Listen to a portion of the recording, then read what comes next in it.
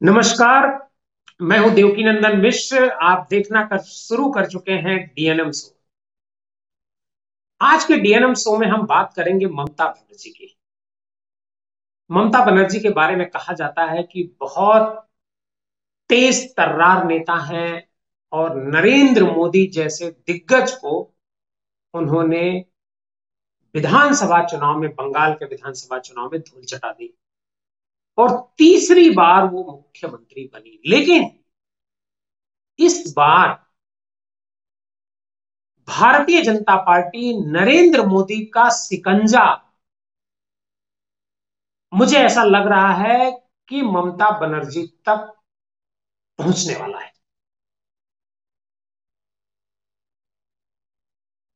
निशाने पर ममता बनर्जी हैं, लेकिन कल रात में उनके जो मंत्री हैं, उनके जो खासम खास हैं, पार्थ चटर्जी, उनको गिरफ्तार कर लिया गया। और आरोप क्या है? करप्शन का आरोप है।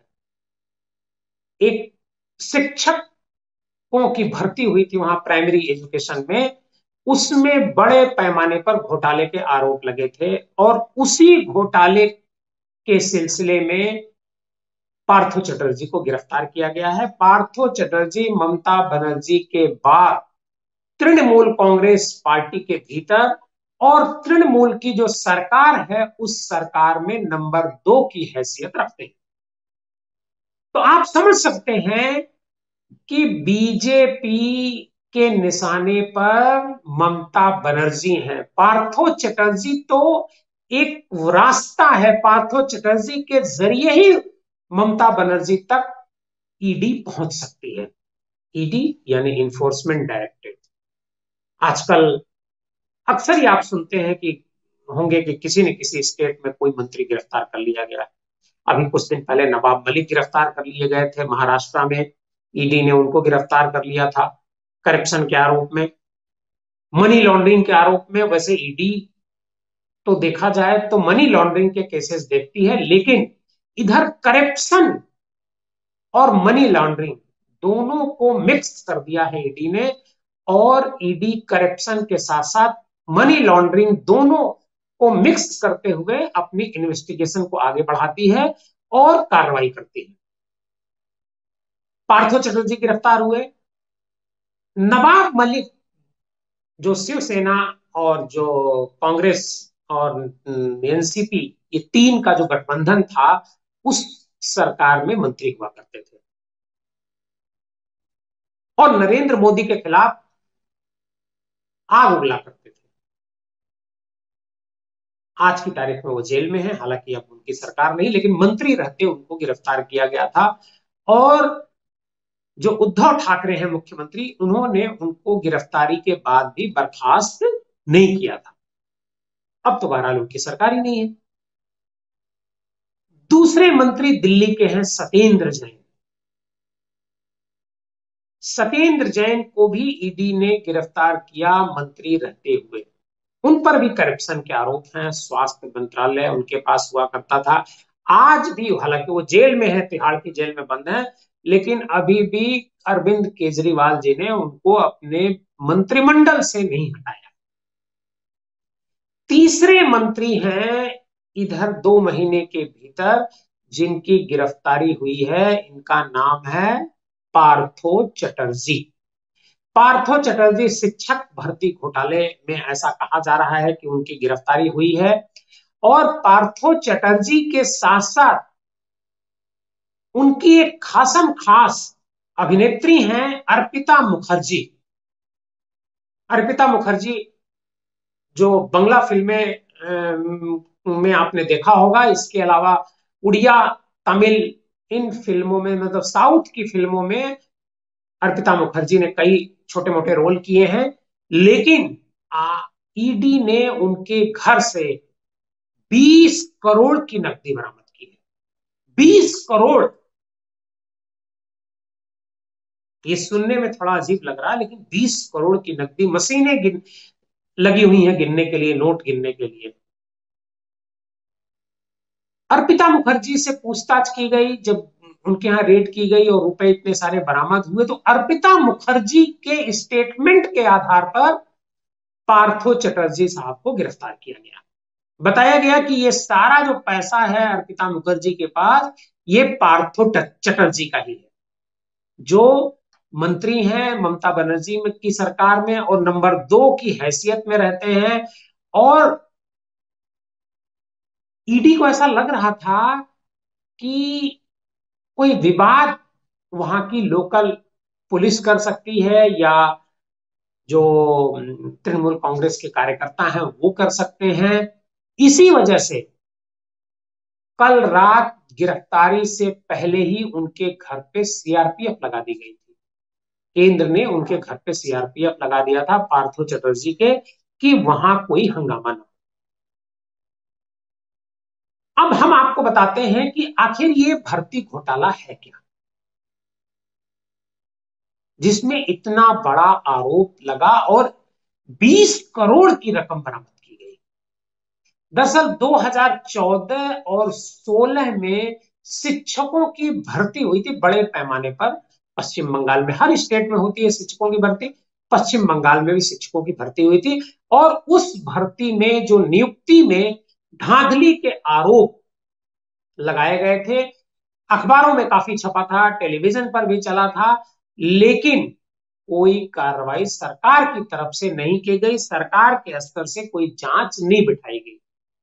हाँ, 2 कैंडिडेट उसमें जो फेल हुए थे, उन 2 अभ्यर्थियों ने एक हाई कोर्ट कोलकाता में इस बात की अर्जी डाली कि इस मामले में बड़े पैमाने पर करप्शन हुआ है और इसकी जांच किसी सक्षम एजेंसी से कराई जाए। जब इसकी जांच हुई, हाई कोर्ट ने अपने स्तर से इस पर सुनवाई की और हाई कोर्ट ने इस मामले में सीबीआई जांच का आदेश दिया।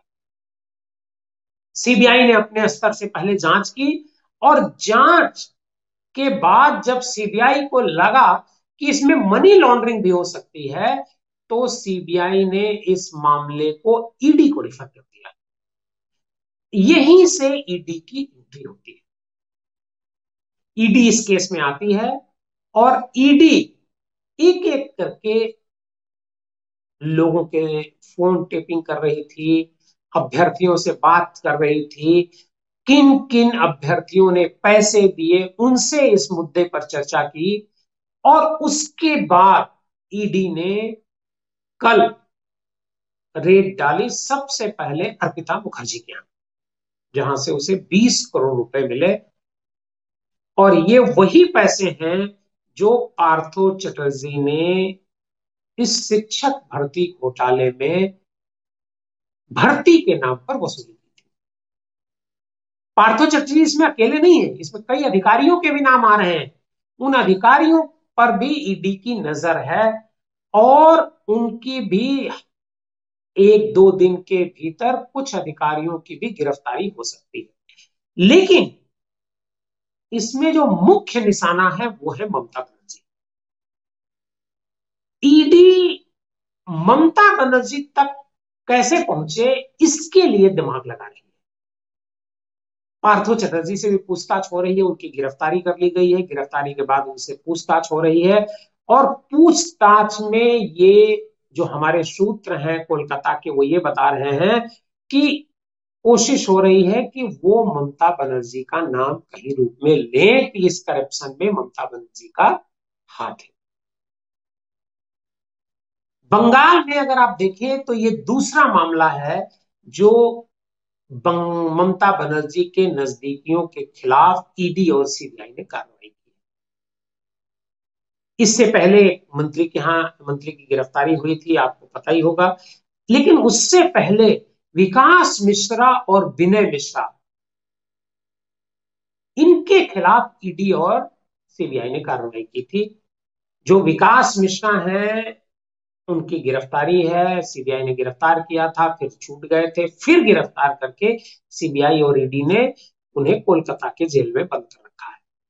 उनके जो भाई हैं विनय मिश्रा, वो अभी फरार चल रहे हैं। बताया गया कि वो भारत से बाहर हैं, उनकी भी गिरफ्तारी की कोशिश चल रही है। ईडी उनकी 2 दिन पहले ही ईडी ने उनकी बहुत सारी संपत्तियों को जब्त किया है। इनका नाम कोयला घोटाले में आया था। उस समय भी